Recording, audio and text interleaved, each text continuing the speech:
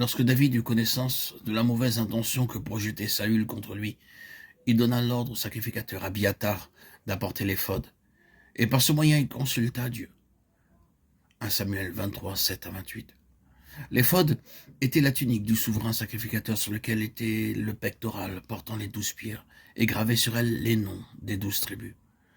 À l'intérieur du pectoral, il y avait 2 pierres, l'Urim et le Thummim, qui signifient lumière et perfection.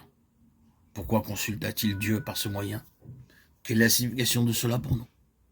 En tant que croyants, nous sommes, par notre nouvelle naissance, sacrificateurs de l'Éternel, et Christ, notre grand souverain sacrificateur, et notre Urim et notre Thummim, établis sur la maison de Dieu. Nous avons un souverain sacrificateur établi sur la maison de Dieu. Hébreux 10, 21. C'est donc lui, le chef, la tête de cette maison, et c'est de lui que nous dépendons pour notre service, pour tout ordre ou pour toute décision. Ainsi, en consultant le Seigneur, nous nous subordonnons à son autorité et nous attendons ses instructions. C'est ce que fit David. La réponse qu'il reçut à ces questions dut produire en lui la souffrance. C'est ainsi que sont pour nous les voies de Dieu. Cependant, notre service doit être gouverné par le souci de ses intérêts et celui de satisfaire son cœur. Mais bien qu'il en soit ainsi dans notre propre expérience, nous passons néanmoins par l'épreuve de la souffrance. Nous avons à mourir à ce que font naître en nous les injustices dont nous sommes l'objet. La croix doit pénétrer pensée et affection afin que nous supportions et apprenions à le remercier pour ce qu'il permet afin que nous partagions quelque peu ses souffrances pour son corps, l'Église. C'est ainsi que se réalise en nous son œuvre, afin de nous rendre de plus en plus semblables à lui dans sa mort. David ne fit aucune remarque concernant les habitants de Keïla.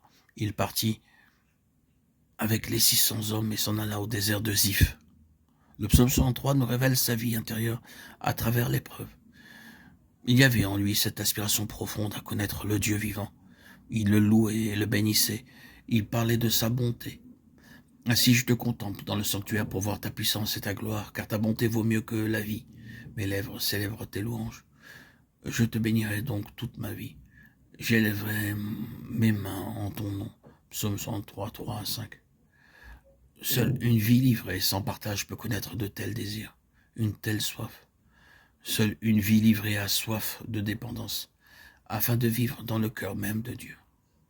C'est la vie à l'intérieur du voile, dans sa sainte présence, dans sa communion, étant un avec lui dans les déserts de son cœur.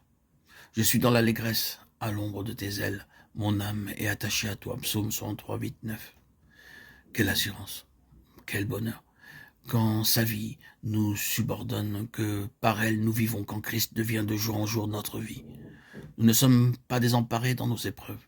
Il nous porte dans ses bras puissants et notre homme intérieur est vivant. La visite de Jonathan, fils du roi Saül, fortifia sa confiance dans le Seigneur. Cependant, il ne partagea pas sa tragique situation et la fin de cette entrevue retient en elle un accent pathétique. David resta dans la forêt, Jonathan s'en alla chez lui. 1 Samuel 23, 18. Alors que David était tout près d'être atteint par Saül et sa troupe, Dieu provoqua la suspension de cette course en permettant l'invasion du pays par les Philistins. C'est ainsi qu'il mit pour un temps son serviteur au large.